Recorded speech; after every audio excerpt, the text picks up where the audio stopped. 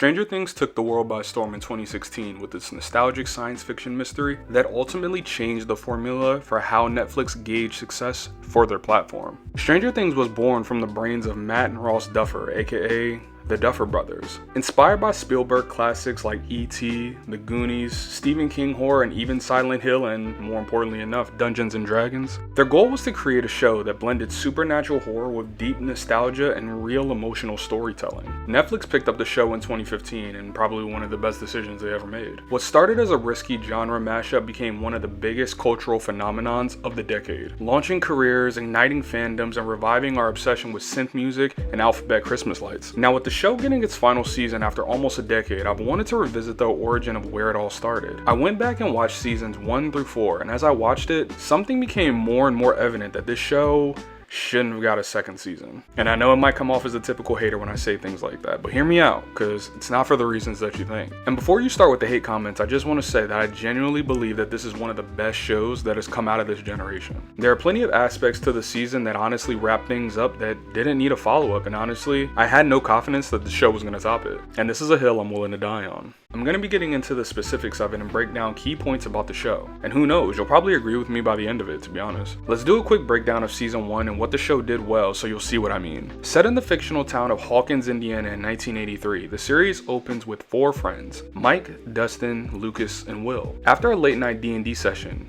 Will, one of the main characters, disappears on his way home. But he doesn't just disappear. It seems as though someone or something has taken him. What follows is a supernatural mystery that slowly unravels some sinister events going on in Hawkins. What became one of the biggest groups of protagonists in sci-fi media, we have to get into what made people fall in love with the show in the first place, the characters.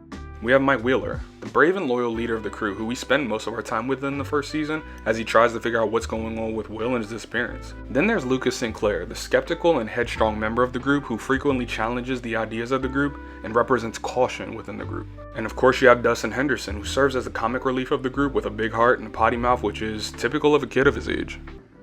Son of a bitch!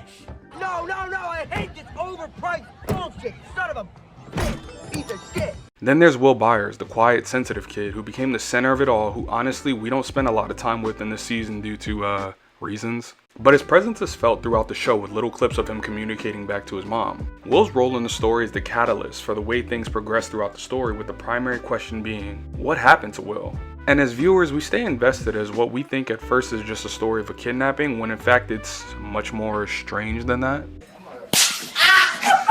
And finally, 11, a mysterious girl with a shaved head, telekinetic powers, and a dark past. Escaping from a government lab, she becomes the boys' friend and a secret weapon when it comes to events that take place later in the show. The secondary characters are also enjoyable, as where a show would typically just focus the story on the first group of people we meet and resonate with. The show excels by having you invested in both the primary group of characters, like Boys and 11, while also driving home and giving the side characters important arcs through the show as well. We meet Joyce, Will's mother, played by Winona Ryder, and weirdly enough, her actions throughout the story illustrate to us as viewers the major plot points such as the Upside Down, Demogorgon, so on and so forth. We see through her eyes most of the show as she tries to find her son, but is slowly unraveling the true mystery of the experiment going on in the town. Her descent into desperation is one of the most powerful emotional anchors of the season, as you can relate to her slowly giving her all into saving her son while also running into monsters coming out of the wall. And yet she still stays determined. And Chief Jim Hopper, the town sheriff, honestly was one of the most surprising parts when I first watched this. How easily he could have just been portrayed as the bumbling town cop that didn't help the situation at all, like in most media nowadays. Hopper is interesting because he actually is interested in what the boys and Joyce are going through. He slowly peels back the layers of the mystery of what's going on in the town he resided in. Steve, Nancy, and Jonathan's storyline is kind of whatever at first, with Jonathan being a typical quiet outsider, looking for his brother with a crush on the cute girl at the school, who happens to be dating the douchey jock popular kid. But it integrates well into the story by the ending with some surprise twists that I didn't see coming, especially from Steve's character, which honestly I think is one of the biggest positives about the show, but we're gonna get into that later.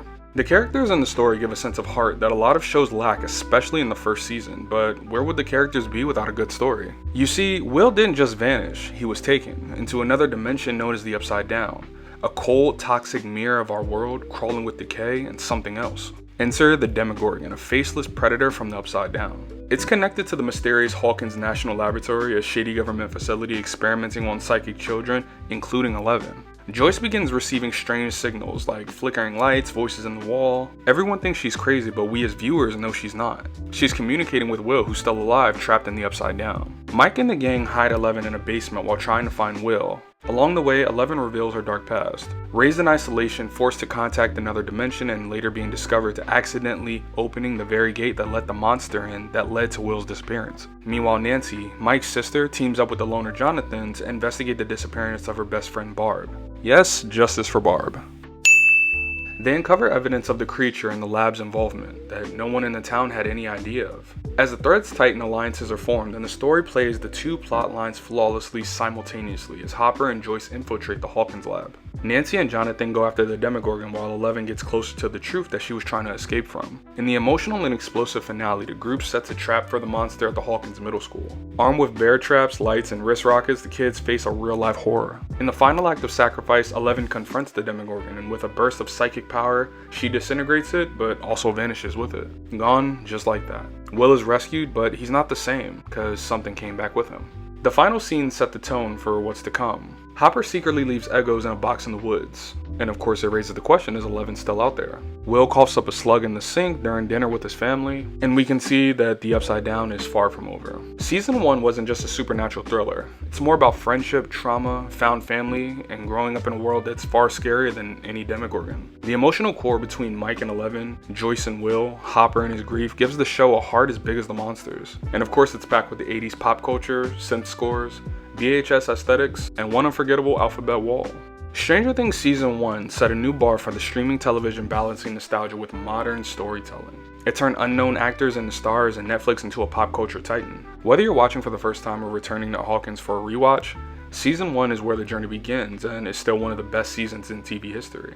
So with that beautiful breakdown, you're probably wondering, so what are you talking about then? Personally, with as good as the show started, there was a saying that quickly started to scream at me, and that saying was, the first time you do things, it's always exciting. Season 1 brings the mystery of the Upside Down, the horror aspects of the monsters, and the question of if Will's gonna make it. Now with subsequent seasons, and obviously enough, the things that made Stranger Things such a popular show are taken out in all the seasons that follow it. Not really in Season 4, but we're gonna get into that in another video. Will's disappearance into the Upside Down was one of the most jarring mysteries in media at that time that introduced that other world that we weren't expecting, where we thought it was just a typical tale of a monster that the group would eventually have to beat. No one had any idea of what was in store when it was first shown in the season. This mystery to the show is lost in the rest of the seasons because we understand it too much. It takes the horror sci-fi aspect away in the rest of the seasons. You can't get scared of seeing the same monster anymore when you know too much about it. And the seasons after that messed this concept up by working too hard to explain everything about the Upside Down and even retconning some of their original plot lines.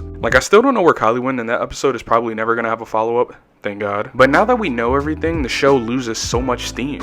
And yeah, of course the show introduces questions and CGI monsters, but you're not really scared of them because you know what they are. The characters are the best versions of themselves within the first season, as we resonate with most of them in the stories that they're trying to tell. And that's good writing. The seasons after fumble this because they're trying so hard to set up adventures with each character outside of the main one because, hey, you love these characters, right? Where we have a central focused cast of characters. The next seasons just ruin this by introducing way too many characters and putting the ones that we know and love as background characters. For example, Mike being the leader of the group that I described earlier takes a full backseat and honestly just becomes boy who sits down next to Will in Season 2. Hopper, one of the most compelling characters in the first season, just gets reduced to angry dad by Season 3, who doesn't care about the events that just happened because he's just angry Joyce won't go out with him. There's also a weird trend that they end up doing with killing off characters they want you to like just to add shock value. Alexei, Bob, Eddie, and Billy were fan favorites, but it's like if you were the new character introduced, you basically were a goner. The ending sets up that Will is still affected by what happened to him in the Upside Down and leaves the cliffhanger of something's wrong. But the good thing about a mystery show is that everything's a mystery. When you work to answer every single question that the audience has, it's no longer a mystery. That was the charm of the first season, but when you have to end every season like that after because views equal money, it reflects into the storytelling. I honestly haven't spoke to one person who actively enjoys the Russian storyline that they push in the later seasons. And I know, of course, the studio that brought this probably saw the huge popularity of the show and had to jump at the chance to start popping out new seasons. But the magic of the first season just sets up the tone and wraps up everything with Will getting saved and the monster getting defeated and all is okay. And there the show starts to devolve into creating plot lines that honestly aren't interesting. It also doubles down with not having storylines that will keep you entertained and don't just drag on. It shows that maybe the Duffer Brothers didn't want this story to go past that first season. A lot of other people that felt as the seasons went on, they just started to feel the effects of later seasons slowing down. Now I plan to cover the other seasons in the future, but these issues become more glaring and I wanted to get back to where it all started. I for one, after seeing the ending, honestly could have seen the story ending at that moment, but maybe another season with an all new cast. And they even could have followed the American Horror Story mantra with having the same actors but different characters. But returning the formula of the show, that just furthers the idea that this show was supposed to have an early stopping point. But here we are, 4 seasons later. And this isn't for me to tear down the show because, as I said before,